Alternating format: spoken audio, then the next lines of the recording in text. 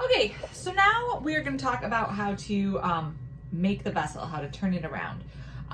You need to slip and score. Now, what does that mean? Slip is liquid clay, okay? Now, if you don't have any liquid clay hanging around, this is one of the ways that you use that extra clay that we cut off and squished into a ball. You throw a little bit of clay in there, add some water, and just start squishing it around. Now you're gonna go, oh my gosh, this isn't doing anything, this isn't doing anything. And it won't for a bit until it starts to liquefy. The more and more you squeeze it and mix it with that water and get those clay particles in.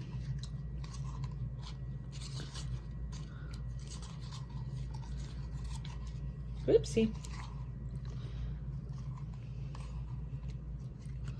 Now you want to get this squished around until it is about the same consistency, like a smooth consistency of like coffee creamer or whipping or heavy whipping cream or half and half. So it takes a little bit of time to just keep squeezing it and mixing that clay and water together so that you're basically liquefying that clay through agitation. Now it's going to stick to your fingers. Usually it takes about, I don't know, 2 or 3 minutes, sometimes longer if you're making more slip or if your clay is harder, or if you have to add in more. If you put too much water and not enough clay,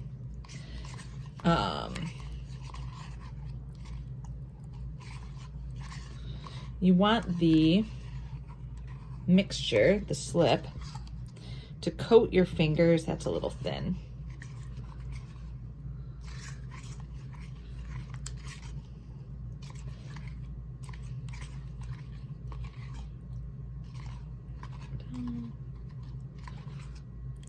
It's a little thin.